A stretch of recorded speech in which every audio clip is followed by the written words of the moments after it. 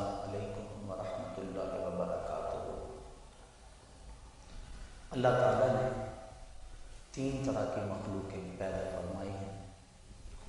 ایک مخلوق ایسی جس کو عقل و شعور کی دولت عطا کی گئی لیکن شہوات نہیں دی گئی۔ دوسری مخلوق جس کو شہوات دی گئی لیکن چراغ عقل و شعور سے بہرہور نہیں کیا گیا۔ تیسری مخلوق ایسی ہے جس کو عقل بھی دی گئی ہے اور شہوات کی آزمائش میں بھی جکڑا گیا ہے۔ جس مخلوق کو عقل و شعور عطا کیے گئے، شہوات نہیں دی گئی، وہ فرشتے ہیں۔ جس مخلوق کو شہوات دی گئی اور عقل و شعور کی دولت سے مالا مال نہیں کیا گیا، وہ چوپائے ہیں، بہائم ہیں، حشرات الارض ہیں، پرندے ہیں۔ اور جس مخلوق کو عقل و شعور کی دولت بھی دی گئی اور شہوات کی آزمائش میں بھی ڈالا گیا، وہ حضرت انسان ہے۔ عقل و شعور کا چراغ بھی دیا گیا اور اس کو آزمائش کی بھٹی میں بھی ڈال دیا گیا۔ اس کی فطرت میں نور بھی رکھ دیا گیا اور برائی کی طرف رجحان بھی اس کی فطرت کے اندر موجود ہے۔ اگر یہ نیکی کرتا ہے تو اپنے رب کا فرمان بردار بندہ بنتا ہے اور اللہ اس پہ راضی ہوتا ہے، اور اگر گناہ کرتا ہے تو گناہ اللہ کے قہر و غضب کا سبب ہے۔ چونکہ اس کی فطرت کے اندر گناہ کرنا بھی ہے تو پھر کیسے ممکن ہے کہ اس سے گناہ سرزد نہ ہو؟ تو اگر کوئی گناہ کر بیٹھتا ہے، اس کو ایک خوبصورت راستہ دیا گیا کہ اس نے جو بھی کیا ہے ہو گیا اس سے، اب اپنے دستے دعا کو اٹھائے اور اپنے مالک کے حضور حاضر ہو جائے، عرض کرے مالک، نادانی اور جہالت کی وجہ سے مجھ سے یہ گناہ سرزد ہو گیا، میں تیری بارگاہ میں حاضر ہوں۔ اللہ تعالیٰ پھر یہ نہیں دیکھتا کہ اس کے گناہ کتنے ہیں، یہ دیکھتا ہے کہ یہ آیا ہے میری چوکھٹ پہ، اور اللہ تعالیٰ اس کے پچھلے سارے گناہوں کو معاف فرمائے۔ جو صغیرہ گناہ ہیں وہ تو ساتھ ساتھ مٹتے رہتے ہیں۔ ہم نماز پڑھتے ہیں، وضو کرتے ہیں، نیک اعمال کرتے ہیں تو صغیرہ گناہ مٹ جاتے ہیں۔ بلکہ ایک روایت میں آتا ہے جب کوئی شخص گناہ کرتا ہے تو فرشتہ اس گناہ کو لکھتا ہے، حتیٰ کہ 5 گناہ وہ کر لیتا ہے تو فرشتہ 5 گناہ لکھ لیتا ہے، پھر وہ نیکی کرتا ہے تو جو نیکی والا فرشتہ ہے وہ گناہ لکھنے والے فرشتے کو کہتا ہے آؤ سودا کر لیں۔ وہ کہتا ہے کیا سودا؟ تو وہ کہتا ہے کہ جب کوئی ایک نیکی کرے تو 10 نیکیاں میں نے لکھنی ہیں، میں 10 نہیں لکھتا، 5 لکھتا ہوں، تو 5 گناہ مٹا دے۔ تو وہ برائیاں لکھنے والا فرشتہ 5 گناہ مٹا دیتا ہے اور یہ 5 نیکیاں لکھ دیتا ہے، اور اللہ تعالیٰ مومن کا معاملہ یوں ہی صاف فرماتا ہے۔ کتنی کرم نوازی ہے اپنے بندے پہ اس کی، اگر اس کے در پہ آئے اپنی جھولی پھیلائے، اس کے گناہ جتنے مرضی زیادہ ہوں۔ جس طرح کہ ایک شخص حضور کی خدمت میں حاضر ہوا تو اس نے کہا میں بہت بڑا گناہ گار ہوں، تو حضور فرمایا تیرے گناہ سمندر کی جھاگ سے بھی زیادہ ہے؟ تو اس نے کہا ہاں زیادہ ہے۔ کہا زمین و آسمان سے بھی زیادہ ہے؟ کہا ہاں زیادہ ہے۔ پھر حضور نے فرمایا کیا تیرے گناہ اللہ کی رحمت سے بھی زیادہ ہے؟ اس نے کہا نہیں۔ تو اس کو مجدہ رحمت دیا گیا۔ تو اس کے حضور اگر کوئی جھولی پھیلاتا ہوا آ جائے تو اس جھولی کو خالی نہیں رکھا جاتا، مالک کے در پہ آنے والا اس کی رحمتوں کا حقدار ٹھہرتا۔ ارشاد فرمایا یا ایھا الذین آمنوا توبوا الی اللہ توبۃ نصوحا، اے ایمان والو اللہ کے حضور توبہ کرو۔ کون سی توبہ؟ توبہ نصوحا۔ اب توبہ نصوحا کیا ہے؟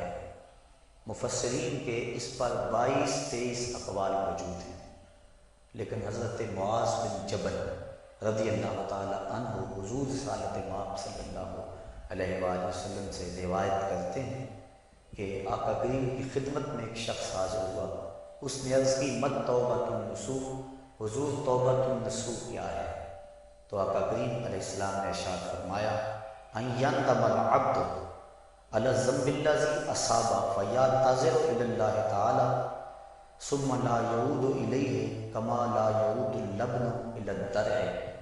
فرمایا کہ توبہ نصوح یہ ہے کہ انسان جب گناہ کر بیٹھے تو اللہ کے حضور اس کی معذرت پیش کرے، اور دوبارہ گناہ کی طرف اس کے لیے پلٹنا اتنا ہی مشکل ہو جس طرح کے تھنوں سے نکلا ہوا دودھ واپس کرنا مشکل ہوتا ہے۔ تو اگر کسی شخص کی یہ کیفیت ہو جائے تو وہ توبۃ النصوح کے مقام پہ فائز برآں ہے۔ حضرت علی المرتضیٰ رضی اللہ تعالی عنہ تشریف فرما تھے کہ ایک اعرابی آیا، اس نے استغفار طلب کرتے ہوئے کہا اللہم انی استغفرک و اتوب الیک، اے اللہ میں تیری بارگاہ میں استغفار طلب کرتا ہوں اور تجھ سے رجوع کرتا ہوں۔ حضرت علی المرتضیٰ رضی اللہ تعالی عنہ نے فرمایا جھوٹوں والی توبہ نہ کرو۔ عرض کی کہ یہ جھوٹوں والی توبہ ہے؟ فرمایا ہاں، زبان سے استغفار پڑھنا لیکن استغفار دل میں نہ اترے۔ ایک حدیث شریف کے الفاظ ہیں التائب من الذنب کمن لا ذنب لہ والمستغفر من الذنب وہو مقیم علیہ کالمستہزئ بربہ۔ گناہ سے توبہ کرنے والا ایسا ہے جس طرح اس نے گناہ کیا ہوا ہی نہیں، اور استغفار کرنے والا اور گناہ کے اوپر وہ جمع ہوا ہے لیکن گناہ نہیں چھوڑتا اور استغفار کیے جا رہا ہے، فرمایا وہ ایسا ہے جس طرح اپنے رب سے مذاق کر رہا ہے۔ تو توبہ کی حقیقت تو یہ ہے کہ انسان عزم مصمم کرے کہ دوبارہ میں یہ گناہ نہیں کروں گا۔ جس طرح تھنوں میں دودھ کو واپس کرنا مشکل ہوتا ہے، اس طرح اس کا گناہ کی طرف لوٹنا مشکل ہے۔ تو حضرت علی المرتضیٰ رضی اللہ تعالیٰ عنہ نے فرمایا کہ سچوں والی توبہ کر، جھوٹوں والی توبہ نہ کر۔ اس نے عرض کی حضور آپ بتائیں سچوں والی توبہ کیا ہے؟ تو حضرت علی المرتضیٰ رضی اللہ تعالیٰ عنہ نے فرمایا سچوں کی توبہ کی 6 شرائط ہیں۔ پہلی شرط یہ ہے کہ گناہ پر ندامت اختیار کی جائے، جو سابق گناہ کیے ہیں اس پہ شرمندگی ہو۔ اور ایک روایت میں آتا ہے حقیقت توبۃ الندم، توبہ کی حقیقت شرمندگی ہی ہے۔ جب بندہ شرمندہ ہو جائے تو یہ توبہ کا روپ ہے اور یہ توبہ کا انداز ہے۔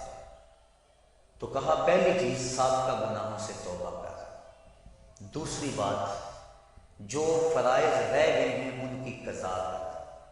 توبہ کرنے سے پچھلی نمازیں اور جو فرائض اور روزے رہ گئے ہیں وہ معاف نہیں ہو جاتے، بلکہ توبہ تو اس بات کی ہے کہ جو وقت پہ میں نہیں پڑھ سکا اے اللہ وہ مجھے معاف کر دے، آئندہ میں وعدہ کرتا ہوں کہ جو میرے ذمے قرض ہے میں اس کو ادا کروں گا، اور نمازیں روزے اور دیگر جو تیرے حقوق ہیں میں ان کو ادا کروں گا۔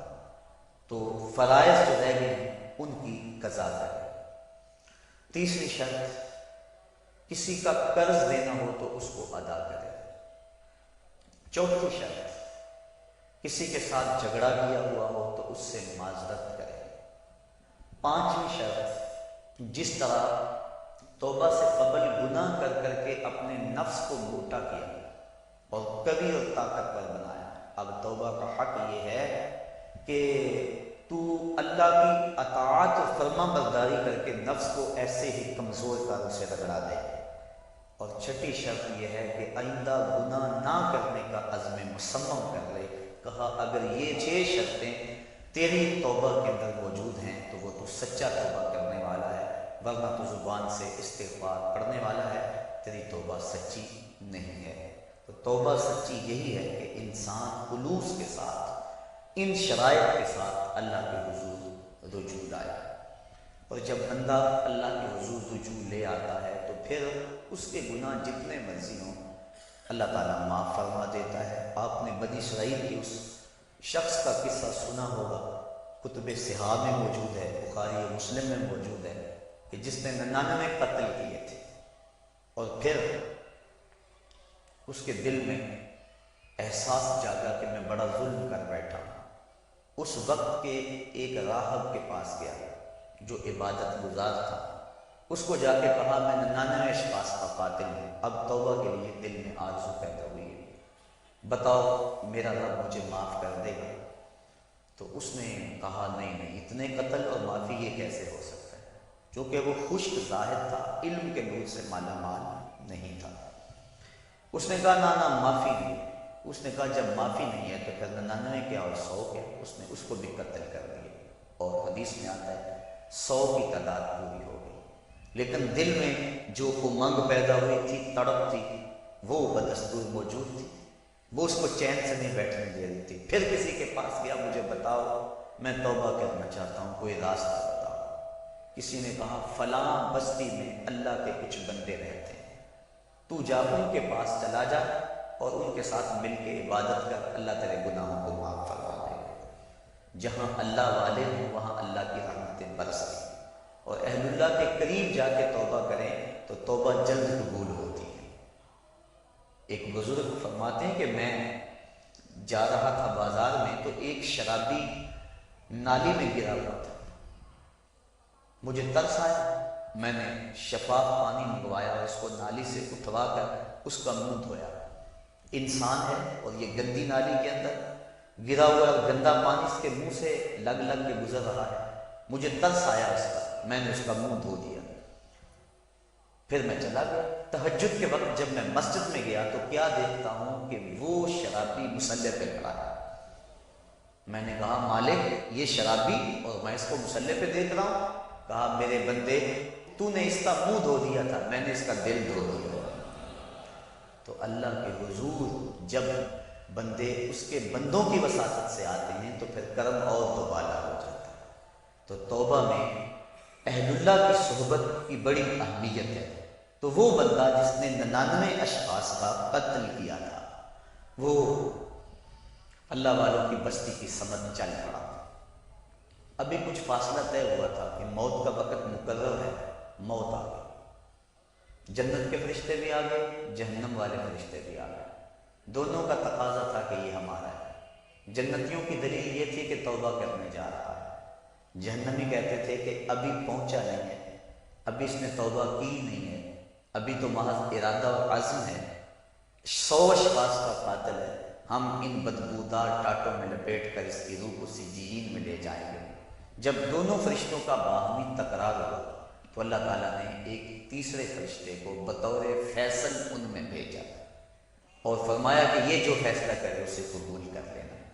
تو اس نے فیصلہ کیا کہ زمین کو ماپ لو، اگر آگے زیادہ ہوئی تو پھر اس کو جہنم والے لے جائیں، اور اگر پیچھے زیادہ ہے، زیادہ فاصلہ کر آیا ہے اور اللہ والوں کی بستی کے زیادہ قریب ہے تو پھر جنت والے فرشتے لے جائیں۔ اور جب فاصلے ماپے گئے تو آگے کا فاصلہ زیادہ تھا، پیچھے فاصلہ جو ہے ابھی تھوڑا طے ہوا تھا، لیکن اللہ تعالیٰ نے زمین کو حکم دیا آگے سے سمٹ جا، پیچھے سے پھیل جا۔ اس طرح زمین آگے سے سمٹ گئی، پیچھے سے پھیل گئی، اس کو جنت کے فرشتوں کے سپرد کر دیا۔ اور ایک روایت کے لفظ ہیں کہ جب وہ گرا، موت آئی، روح قبض ہونے لگی تو گرا، تو اس کو اتنا اشتیاق تھا اللہ والوں کی بستی کے قریب پہنچ کر اللہ والوں کے پاس جا کر توبہ کرنے کا کہ وہ مرتے مرتے بھی اپنے آپ کو گھسیٹ کے آگے کرتا رہا، اور وہ ایک بالش اپنے سینے سے اپنے آپ کو گھسیٹ کے اس نے آگے کیا، اور جب اس کا فاصلہ ماپا گیا تو وہی ایک بالش تھی جو اللہ والوں کی بستی کے زیادہ قریب تھا۔ تو اللہ تعالیٰ جل شانہ نے اس کی مغفرت فرما دی۔ تو اس کے حضور کتنا بڑا گناہ گار کیوں نہ ہو، وہ بخش دیتا ہے۔ کہتا ہے کون ہے جو میرے علاوہ گناہوں کو بخشے گا؟ وَمَن يَغْفِرُ الذُّنُوبَ إِلَّا اللَّهُ، کہا اللہ کے علاوہ کون ہے جو بخشے گا؟ کوئی ہے بھی تو نہیں نا جس کی چوکھٹ پہ جائے۔ ایک بوڑھا حج کو جا رہا تھا، ایک نوجوان نے کہا مجھے بھی ساتھ لے چلو، اس نے کہا آ جاؤ، لیکن جب عرفات میں پہنچے بوڑھے نے آواز لگائی لبیک اللہم لبیک، آگے سے آواز آئی لا لبیک، تیری کوئی حاضری قبول نہیں۔ تو وہ پھر بھی آواز لگا رہا ہے لبیک اللہم لبیک۔ جوان نے کہا بابا جی سنا نہیں کیا جواب مل رہا ہے؟ کہا آج سے نہیں سن رہا، 70 سال سے سن رہا، 70 سال ہو گئے آتے، میں کہتا ہوں لبیک، جواب آتا ہے لا لبیک۔ تو کہا بابا 70 سال ہو گئی یہ آواز سنتے اور پھر بھی آتے ہو؟ کہا جوان اس در پہ نہ ہوں تو بتاؤ کس در پہ جاؤں، اگر نہ آؤں گا تو کہاں جاؤں، اور تو کوئی چوکھٹ ہے ہی نہیں، یہی تو در ہے۔ تو جب اس بوڑھے نے یہ بات کہی اللہ کی رحمت کو جوش آیا، کہا تیری پچھلی 70 حاضریاں بھی ہو گئی، اور آج کی حاضری بھی قبول۔ تو جو بندہ اس کے حضور حاضر ہوتا ہے اللہ رحمتوں سے اس کو ڈھانپ لیتا ہے۔ کہا کون ہے جو اس کے علاوہ گناہوں کو بخشے گا؟ جب بندہ اللہ کے حضور اپنی معذرت لے کر آتا ہے، حدیث شریف میں آتا ہے اللہ تعالیٰ ارشاد فرماتا ہے میرے بندے کو یقین ہے کہ میرے علاوہ اس کی کوئی اور مغفرت کرنے والا نہیں۔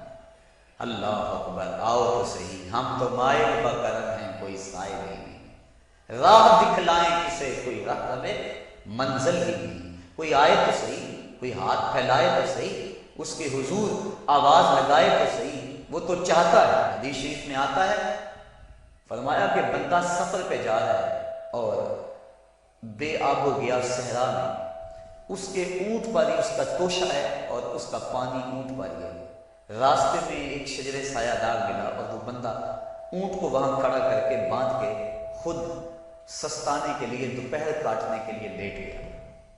اچانک اس کی آنکھ کھلی تو کیا دیکھتا ہے اونٹ موجود نہیں ہے۔ صحراؤں میں اگر اونٹ گم گیا اور تو کہیں پانی ملے گا نہیں تو سیدھی سادھی موت ہے۔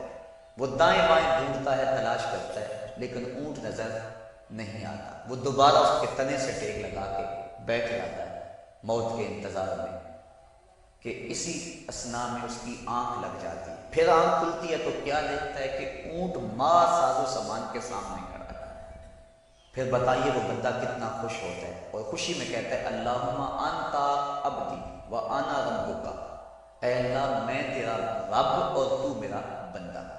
کہنا تو اس کو یہ چاہیے تھا کہ اے اللہ میں تیرا بندہ اور تو میرا رب، لیکن اس کو خوشی اتنی ہوئی۔ وہ کیا کسی نے کہا تھا کہ کسی کے آنے سے ایسے ہوش اڑے ساقی کے، شراب سیٹ پہ ڈالی اور بوتل میں کباب، الٹ گیا نا، خوشی اتنی ہو گئی۔ ہم اتنے خوش ہوئے کہ پریشان ہو گئے، تو ایسی حالت بھی ہو جاتی ہے بعض بات۔ تو اس نے اس قدر خوشی اور مسرت کے عالم کے اندر کہا اللہم انت عبدی، اے اللہ تو میرا بندہ، وانا ربک، اور میں تیرا رب۔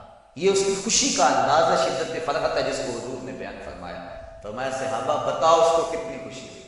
حضرت کی حضور بڑی خوشی ہوئی۔ فرمایا جب کوئی بندہ توبہ کے لیے اللہ کے در پہ لوٹ آتا ہے اللہ اس سے بھی زیادہ خوش ہوتا ہے۔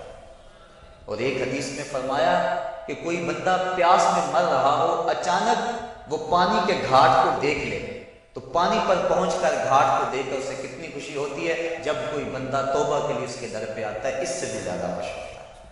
تو وہ کہتا ہے آؤ میرے در پہ، میری رحمت کے دروازے کھلے ہوئے ہیں۔ بندہ دھکے سے جہنم میں چھلانگے لگاتا پھرتا ہے، لیکن وہ کہتا ہے نہیں آؤ ایک مرتبہ تم بخشش مانگ لو، میں تمہارے سارے گناہوں کو معاف کر دوں گا۔ اللہ اکبر، اللہ اکبر۔ اب جو گناہ سے توبہ ہے اس کے بھی کئی درجے ہیں۔ کچھ لوگ تو ایسے ہوتے ہیں کہ جب ان کا راز فاش ہو جاتا ہے تو شرمندے ہو کے توبہ کرتے ہیں۔ بجلی چوری کرتا پکڑا گیا، اب کہتا ہے یا اللہ میری توبہ، یہ توبہ نہیں ہے، یہ اپنی شرمندگی پر ایک اظہار ہے، بس یہ توبہ نہیں ہے۔ اور حضرت ذوالنون مصری فرماتے ہیں کہ کچھ لوگ آخرت میں گناہ کی جو سزا ہے اس سے بچنے کے لیے توبہ کرتے ہیں، یہ توبہ بھی محمود ہے۔ لیکن فرمایا جو خواص ہیں وہ اللہ سے حیا کی وجہ سے توبہ کرتے ہیں۔ اور ایک روایت میں آتا ہے کہ حضور تشریف فرما تھے، ایک حبشی آیا، اس نے عرض کی حضور میں بڑے گناہ کرتا تھا، کیا میرا اللہ مجھے معاف کر دے گا؟ فرمایا ہاں توبہ کرو اللہ معاف کر دے گا۔ وہ چلا گیا، تھوڑی دیر کے بعد پھر آ گیا اور پھر عرض کرنے لگا حضور جو میں گناہ کرتا رہا کیا میرا اللہ اسے دیکھتا تھا؟ فرمایا ہاں اللہ دیکھتا تھا۔ اس نے چیخ ماری اور مر گیا۔ تو حیا کی وجہ سے انسان توبہ کرے، یہ توبہ کا ایک اعلیٰ مرتبہ اور اعلیٰ مقام ہے۔ جب انسان گناہ کرتا ہے تو حدیث شریف میں آتا ہے کہ 4 گواہیاں پیدا ہو جاتی ہیں۔ جب کوئی بھی گناہ کرتا ہے تو 4 اس کے گواہ بن جاتے ہیں۔ ایک تو زمین، جس زمین پہ وہ گناہ کرتا ہے، یومئذ تحدث اخبارہا، اللہ قرآن مجید میں ارشاد فرماتا ہے کل قیامت کے دن زمین خبریں بیان کرے گی، زمین ساری کہانی سامنے رکھ دے گی۔ اللہ اکبر، یوم تبلی السرائر فما لہ من قوۃ ولا ناصر، اس دن سارے راز کھول دیے جائیں، ہر شے تش تش وام ہو جائے۔ ایک تو زمین گواہ بن جاتی ہے، دوسرا وہ فرشتے جو لکھنے والے ہیں، کرامن کاتبین یعلمون ما تفعلون، جو تم کرتے ہو معزز فرشتے اس کو لکھ لیتے ہیں، ان کی بھی گواہی بن جاتی ہے۔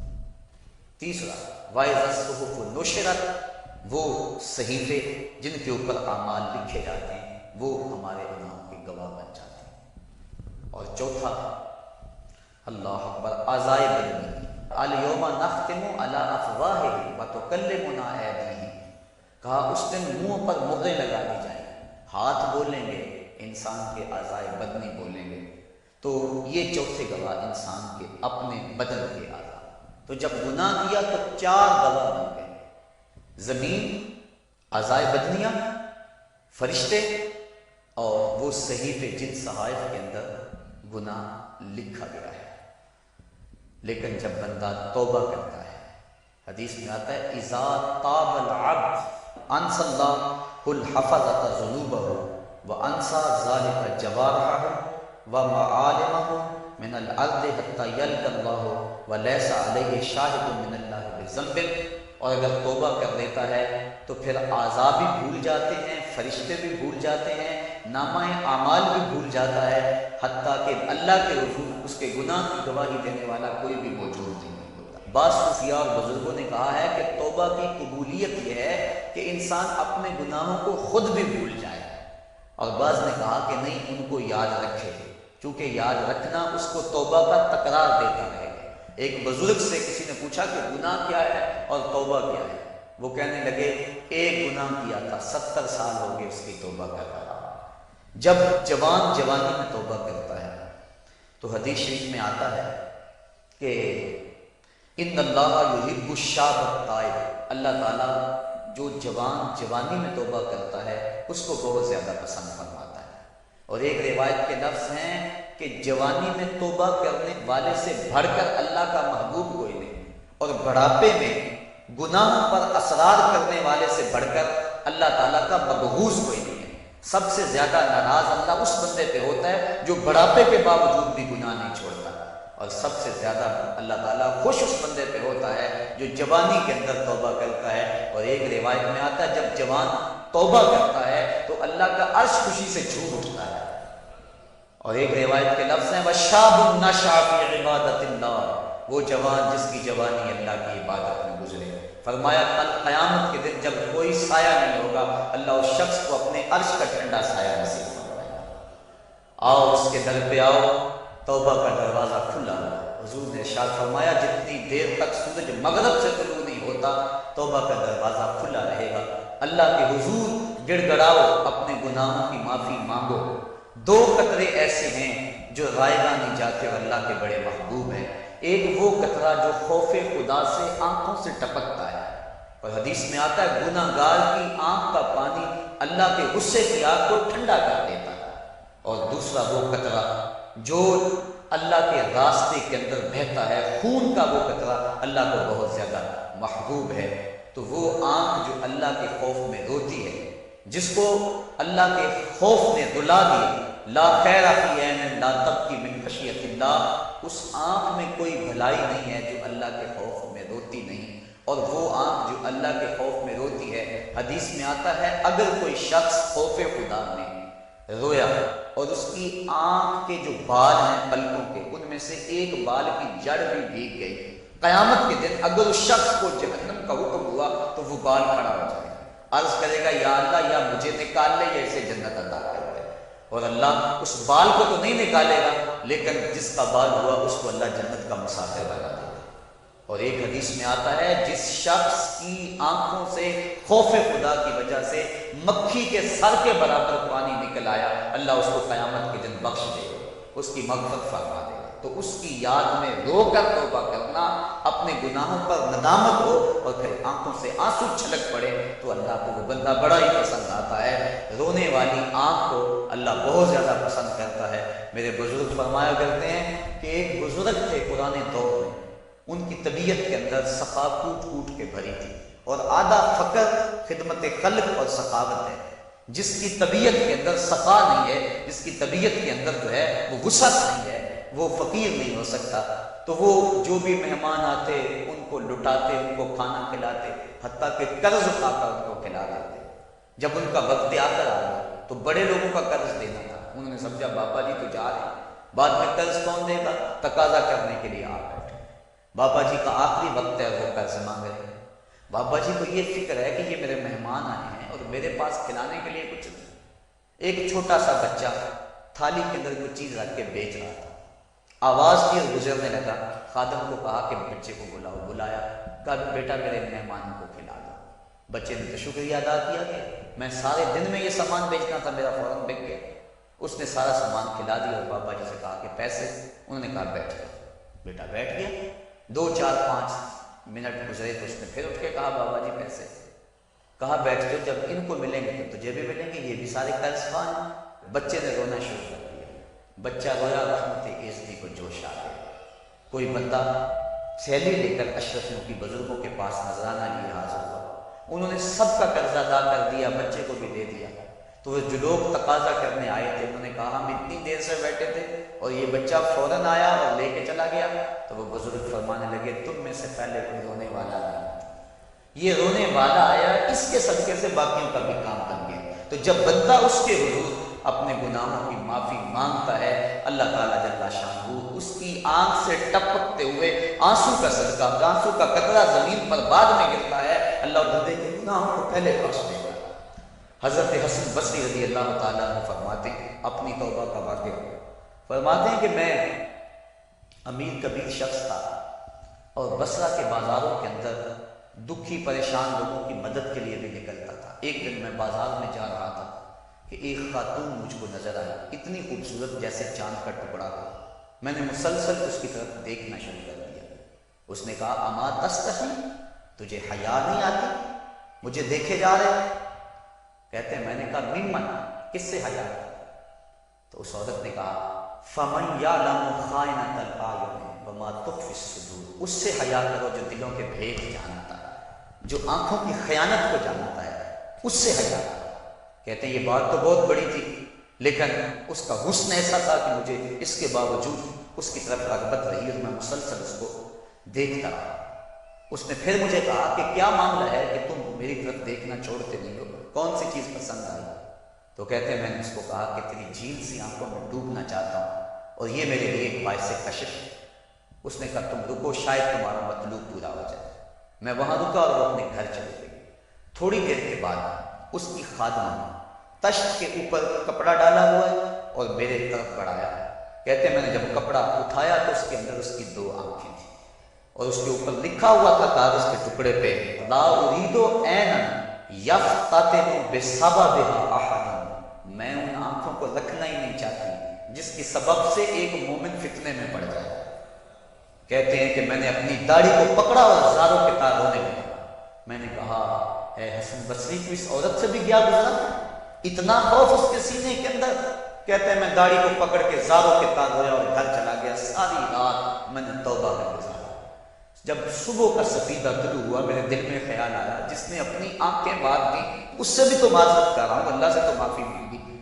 کہتے ہیں کہ میں صبح اٹھا اور جب اس عورت کے گھر کے دروازے کے قریب پہنچا تو اس کا جنازہ نکل رہا تھا۔ میں پھر بڑا پریشان ہوا، واپس آیا، سارا دن مشکل میں گزارا۔ رات جب میں سویا تو وہ عورت مجھے خواب میں ملی۔ میں نے کہا کہ مجھے کوئی وصیت کرو، تو اس نے کہا اذا خلوت فاذکر اللہ، میں تجھے وصیت یہ کرتی ہوں جب تم تنہائی میں ہوا کرو تو اللہ کو یاد کیا کرو۔ وَإِذَا أَصْبَحْتَ وَأَمْسَيْتَ فَاسْتَغْفِرِ اللَّهَ وَتُبْ إِلَيْهِ، اور جب تم صبح کرو یا شام کرو تم استغفار پڑھا کرو اور اللہ سے توبہ کیا کرو۔ حضرت حسن بصری فرماتے ہیں کہ اس عورت کا یہ عمل مجھے توبہ کے راستے پہ ڈال لیا، پھر وہ حسن بصری زمانے کے امام اور مقتدا بنے۔ تو انسان جب عبرت حاصل کرنے پہ آتا ہے تو ایسے اسباب اس کے لیے مہیا ہو جاتے ہیں۔ توبہ کرنے میں دیر نہیں کرنی چاہیے۔ بعض بات بندہ سوچتا ہے کہ ابھی میرے بڑے کام پڑے ہوئے ہیں، جب میں بوڑھا ہوں گا میں ریٹائرمنٹ لے لوں، میں بچوں کی شادیاں کر لوں، بس پھر فراغت ہو جائے گی، بچے کاروبار سنبھال لیں گے، پھر میں ہوں گا، مسجد ہوگی۔ یہ ایسا بندہ کہہ رہا ہے جس کی ملک ایک سانس بھی نہیں ہے، جو ایک سانس کا بھی مختار نہیں ہے، اور ایسے بات کر رہا ہے جس کا سب کچھ اس کے قبضے میں ہو۔ تو توبہ کے اندر تاخیر نہیں کرنی چاہیے۔ بنی اسرائیل کے اس شخص کا واقعہ آپ کو پہلے بھی شاید میں نے کسی مجلس کے اندر عرض کیا تھا کہ جس کو طول عمل نے برباد کر دیا، اس کی نیکیوں کی وجہ سے اس کو خبر پہنچی کہ اس کی عمر 1000 سال ہے، تو اس نے کہا جب میری عمر اتنی لمبی ہے تو پھر میں عبادت کی بھٹی کے اندر کیوں جلتا رہوں، میں 900 سال گناہ کر لیتا ہوں اور 100 سال قبل توبہ کرنے پر گناہوں کی معافی چاہتا ہوں۔ 900 سال گناہ کرتا رہا، 100 سال جب باقی رہا، خیال آیا، پھر سوچا ابھی بڑا وقت پڑا ہوا ہے، میں 90 سال مزید گناہ کر لیتا ہوں، 10 سال قبل میں جو ہے وہ توبہ کر لوں گا۔ 10 سال رہ گئے، پھر خیال آیا 9 سال گناہ کر لیتا ہوں، 1 سال قبل توبہ کر لوں گا۔ جب 1 سال رہ گیا پھر توبہ کی سوچ آئی تو کہنے لگا 12 ماہ ہوتے ہیں سال کے، میں 11 ماہ کا گناہ کر لیتا ہوں، 1 ماہ قبل میں توبہ کر لوں گا۔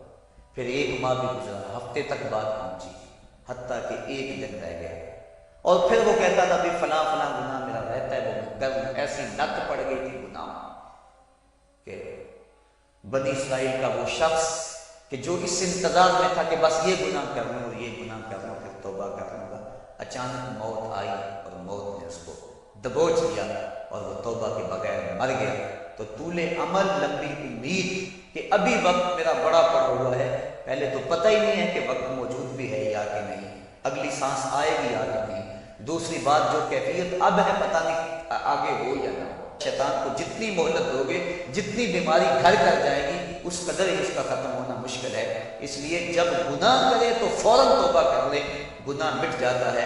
اور اگر انسان کہتا ہے کہ نہیں نہیں یہ کر لوں پھر توبہ کروں گا، تو توبہ کو مؤخر کرنا انسان کو گناہ پر دلیر بنا دیتا ہے۔ اور ایک حدیث میں آتا ہے جب انسان گناہ کرتا ہے تو اس کے دل پر ایک سیاہ نقطہ پڑتا ہے، اگر وہ توبہ کر لے تو وہ مٹ جاتا ہے، دل شفاف ہو جاتا ہے۔ لیکن اگر وہ توبہ نہ کرے پھر دوبارہ گناہ کرے تو دل پر ایک اور سیاہ نقطہ پڑ جاتا ہے، پھر وہ گناہ کرتا رہتا ہے اور دل کے اوپر سیاہی پھیلتی رہتی ہے، حتیٰ کہ ایک دن آتا ہے کہ پورا دل اس سیاہی کی لپیٹ میں آ جاتا ہے، اور جب پورا دل سیاہ ہو جائے پھر گناہ کر کے بھی اس کو ندامت و شرمندگی نہیں ہوتی۔ مومن تو جب گناہ کر بیٹھتا ہے تو محسوس کرتا ہے جس طرح پہاڑ کے نیچے آ گیا، ابھی گر جائے گا مجھے کچل دے گا۔ اور منافق یہ سمجھتا ہے گناہ کرنے کے بعد کہ بدن پہ مکھی بیٹھی تھی، ہلکے سے اشارے سے میں نے اس کو اڑا دیا، وہ مکھی کے بیٹھنے جیسی کیفیت کا احساس کرتا ہے منافق۔ تو جب دل سیاہ ہو جائے تو بندہ گناہ پہ گناہ کرتا ہے، زندگی گناہوں سے بچھڑی ہوئی گزرتی ہے لیکن توفیق توبہ نہیں ملتی۔ صاحبو، زندگی بیت رہی ہے، ایک ایک لمحہ کٹ رہا ہے، ہم لمحہ لمحہ موت کے قریب ہو رہے ہیں، ہم سمجھتے ہیں ہم بڑے ہو رہے ہیں لیکن نہیں، ہم چھوٹے ہو رہے ہیں۔ جب گنتی الٹی شروع ہو جائے کام جلدی 0 تک پہنچ جاتا ہے، سانسوں کی الٹی گنتی شروع ہے اور ہم لمحہ لمحہ قریب ہو رہے ہیں۔ رمضان کا موسم ہے، جمعۃ المبارک کا یوم سعید ہے، سہانی گھڑیاں ہیں، امٹتی ہوئی رحمتوں کی برسات ہے۔ فرمایا حدیث میں کہ ایک ساتھ جمعۃ المبارک میں ایسی ہوتی ہے جس میں جو دعا مانگو اللہ اسے قبول فرما لیتا ہے۔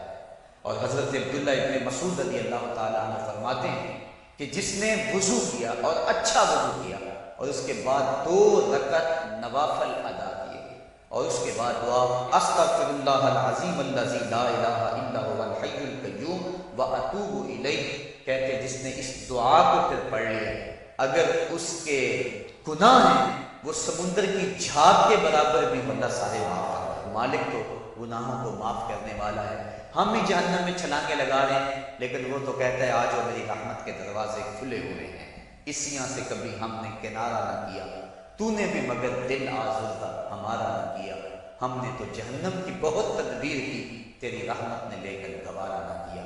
اس کی رحمتیں بندے کو آوازیں دے رہی ہیں، یا ایھا الانسان ما غرک بربک الکریم، اے انسان تجھے کریم رب کے دروازے سے کس نے ہٹا دیا؟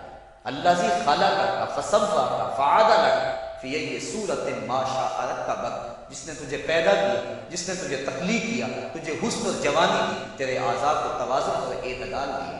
ذرا دیکھ تو صحیح، ماضی کو جھانک کر کے تو دیکھ، تیرے ہاتھ سے پکڑنے کا سلیقہ نہیں تھا، تیری ٹانگیں تھی چلنے کا طریقہ نہیں تھا، تیری زبان کی بولنے کا اسلوب تجھے نہیں آتا تھا، تو دودھ بھی مانگنا ہوتا تو روتا تھا۔ ہم نے تیری ماں کے سینے میں تیرے لیے پیار ڈال دیا، اگر ماں کے سینے میں پیار نہ ڈالتے بتا تو بچہ تیری گندگی سے پھٹ جاتا تھا، ماں صاف کرتی تھی، اگر ماں کے سینے میں یہ پیار نہ ہوتا تجھے کیڑے پڑ جاتے۔ آج تیری چھاتی میں زور ہے، آج ہاتھیوں کو تو بٹھا لیتا ہے، آج شیروں کو تو نچا لیتا ہے، زمانہ تیرا باج گزار ہے، آج تو منسٹر ہے، آج تو مولوی ہے، آج تو مفتی ہے، آج تیرے نام کی دہائی ہے، آج تو عہدہ قضا پہ فائز المرام ہے، آج تو عہدہ صدارت پہ فائز المرام ہے، آج تو ناظم ہے، آج دولت کی ریل پھیل تیرے گھر میں ہے، آج تیری فوجیں تیرے پشت پہ ہیں، آج کوئی تجھے پوچھنے والا نہیں، لیکن ذرا پلٹ کے دیکھ کہ ماضی میں تو تھا کیا۔ اچھا پیچھے بھی پلٹ کے دیکھنا تو ذرا آگے پلٹ کے دیکھ، پھر دوبارہ وہی حالت، ڈنڈے کو پکڑ پکڑ کے چلے گا، پھر ڈنڈا بھی جواب دے گا، چارپائی سے لگ گیا، فالج ہو گیا، گھر والوں نے 4 دن تو بڑی خدمت کی، آخر انہوں نے بھی کام پہ جانا، پھر بیویوں کے سپرد کر کے چلے گئے، کتنی دیر خدمت ہوگی، اب سارے تنگ آ گئے، آہستہ آہستہ منہ سے یہ دعائیں نکلنے لگی، اللہ بابے کو پردہ دے دے تو ٹھیک ہے، بتا ہم تجھے پردہ نہ دیتے تو کیا کرتا، ہم نے زندگی دی، یہ بھی ہمارا احسان، اب تو اس حالت میں ہے کہ تیرا گھر مارا گیا، چارپائی پہ لگ گیا، بولو برازو پر مصیبت بن گئی، گھر والے بھی تنگ، تجھے اندر سے نکال کر برآمدے میں رکھ دیا کہ بابا کھانستا ہے، بچے ڈسٹرب ہوتے ہیں، جراثیم پھیلتے ہیں، اب تجھے باہر رکھ دیا گیا، تو اپنے آپ سے تنگ آ گیا، ڈاکٹر کو کہتا ہے لگا زہر کا ٹیکہ، ڈاکٹر زہر کا ٹیکہ بھی لگائے، بتا تجھے موت نہ آئے تو کیا کرے، ہم نے تجھے زندگی دی، یہ بھی ہمارا احسان، فَأَمَاتَهُ ہم نے تجھے موت عطا کی، یہ بھی ہمارا احسان، فَأَقْبَرَهُ آج اگلی کہانی بھی سن، کتا بھی تو مرا تھا، گھسیٹ کے روڑی پہ نہیں ڈال دی، بکری بھی تو مری تھی، گھسیٹ کے روڑی پہ نہیں ڈال دی، اگر تجھے بھی پکڑ کے روڑی پہ ڈال دیا جاتا تو کیا کر سکتا تھا، لیکن ہم نے کہا نہیں، یہ میرا شاہکار ہے، اس کو غسل دو، بیری کے پتے بھی ڈال لو، صفائی ستھرائی خوب ہو جائے، چٹے لباس کا کفن دو، سند پہ خوشبو بنو، اب سارے تجھے دیکھنے آ رہے ہیں تو دولہا بنا، تیرا منہ دیکھنے سارے آ رہے ہیں، ساری بستی انڈی آ رہی ہے تجھے دیکھنے، پھر تیری چارپائی اٹھی، 4 بندوں نے اٹھایا، کندھا بدل بدل کے چلتے، ہر ایک کی خواہش ہے کہ میں کندھا لے لوں، پھر میں نے کہا تیز نہ چلنا، میرے شاہکار کو کہیں جھٹکا نہ لگے، پھر تیرا اعزاز اور تیرا پروٹوکول کہ امام کعبہ بھی ہو تو وہ پیچھے اور تجھے آگے رکھا گیا، انسان ذرا غور تو کر، تو کس چیز پہ نازا ہے اور بھول گیا اس رب کو،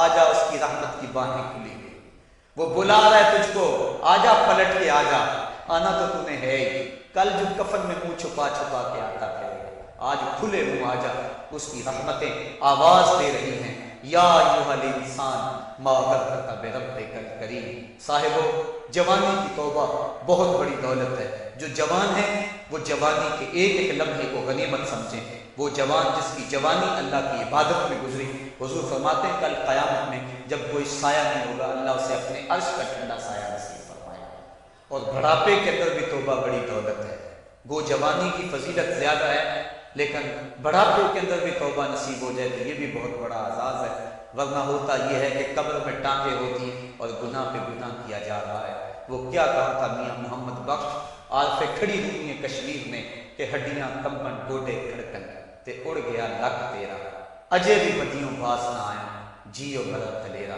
ہے انسان کدھر بھٹک رہا ہے، مالک تجھے آوازیں دے رہا ہے، کبھی بھاگے ہوئے کو بھی یوں آوازیں دی جاتی، کبھی در چھوڑ کے بھاگنے والے کو بھی یوں بلایا جاتا ہے، لیکن کہتا ہے توبوا الی اللہ، آ جاؤ میری رحمت کے دروازے کھلے ہوئے ہیں، ابھی مغرب سے سورج طلوع نہیں ہوا، میرے بندے جب تو توبہ کا ہاتھ پھیلائے گا میں تیرے گناہ جو ہیں وہ فرشتوں کے خیالوں سے بھی مٹا دوں گا، نامہ اعمال سے بھی مٹا دوں گا، جو زمین گواہ بنی ہے وہ بھی گواہی دینا بھول جائے گی، تیرے اعضاء بھی بھول جائیں گے، گناہ تجھے بھی یاد نہیں رہیں گے اور ان 4 گواہوں کو یاد نہیں رہیں گے، کل قیامت کے دن جب رب کے حضور ملے گا تو کوئی گواہ تیرے گناہوں کا موجود نہیں ہوگا، آ تو صحیح جھولی پھیلا تو صحیح، ہم تو مائل بکرم ہیں کوئی سائے بھی نہیں، ہم تو مائل بکرم ہیں کوئی سائے بھی نہیں، راہ دکھلائیں کسے کوئی رہبر منزل ہی نہیں، آؤ توبہ کا دروازہ کھلا ہے، اس کی رحمتوں کا دروازہ واہ ہے، اس کی کرم نوازیاں تمہیں آواز دے رہی ہیں، جھجک آتی ہے اس کے ڈر پہ آتے ہوئے، چلو میرے نبی کا وسیلہ لے کر آ جاؤ، وَلَوْ أَنَّهُمْ إِذْ ظَلَمُوا أَنفُسَهُمْ جَاءُوكَ، اگر تم گناہ کر بیٹھے ہو، اپنی جانوں پہ ظلم کر بیٹھے ہو، آؤ تمہیں توبہ کا ایک اور راستہ دکھاؤں، آسان راستہ کہ تم میرے نبی کی چوکھٹ پہ آؤ اور یہاں آ کے معافی مانگو، پھر میرا نبی تمہارے لیے ہاتھ اٹھا دے. تم تو معافی مانگنے آئے تھے. لَوَجَدُوا اللَّهَ تَوَّابًا رَحِيمًا. توبہ تو ملنی ہی ملنی ہے. نبی کو ساتھ لے آئے ہو, میں رحمت بھی فرما دوں گا. اضافی رحمت اپنی جانب سے فرماؤں گا. آؤ تو صحیح میری چوکھٹ پہ. اللہ کے محبوب کی چوکھٹ پہ صحابہ آیا کرتے تھے, اور محبوب کے جب ہاتھ اٹھتے تو پھر دعائیں قبول ہوتی, توبہ کے دروازے کھل جاتے اور اللہ کی رحمتیں برستی. ابو لبابہ کی توبہ کا واقعہ کتب حدیث کے اندر موجود ہے, اور دیگر صحابہ کی توبہ کے واقعات موجود ہیں. حضور کے انتقال کے بعد حضور کی قبر پہ چلے جاؤ. امام عطا بھی کہتے ہیں کہ میں حضور کے روضے پہ بیٹھا تھا, ایک دیہاتی آیا اور حضور کے روضے پہ کھڑا ہو کے کہنے لگا, حضور میں گناہوں کی بخشش کے لیے آیا ہوں اور بغیر مغفرت کے تو نہیں جاؤں. کہتے ہیں وہ اس قدر فریاد کرتا رہا, روتا رہا کہ مجھے اس کی حالت پہ ترس آ رہا تھا. جب وہ چلا گیا میری آنکھ لگ گئی. آنکھ لگی تو خواب میں حضور کی زیارت نصیب ہوئی, اور آقا کریم نے فرمایا قم یا عتبی, عتبی اٹھو اور اس عرابی کو تلاش کرو, اور جب مل جائے تو میری طرف سے جنت کی بشارت دے دو. اور صاحب مدارک نے ایک روایت لکھی ہے کہ ایک شخص حضور کے روضے پہ آیا اور حضور کے مبارک روضہ کی مٹی کو, تربت نور کو اپنے سر میں ڈال رہا ہے, اور کہتا ہے میں تو گناہوں کی بخشش کے لیے آیا. یہ حضور کے انتقال سے 3 دن کے بعد کا واقعہ ہے. وہ کہتا ہے میں تو مغفرت کے بغیر جانا ہی نہیں. وہ تو چلا گیا لیکن یہ جم کے بیٹھ گیا, غنی کے ڈر پہ ڈیرے جما دیے, کہا میں تو نہیں جاؤں گا جب تک میری مغفرت نہ ہو. فنودی من القبر انہ قد غفر لک. صاحب مدارک لکھتے ہیں گنبد خضرا سے آواز آئی, جا تیرے گناہوں کو معاف کر دیا گیا. مجرم ہو تو منہ اشکوں سے دھوتے چلے آؤ, آؤ در طباب پہ روتے چلے آؤ. قرآن میں مذکور ہے بخشش کا طریقہ, سرکار کی دہلیز سے ہوتے چلے آؤ.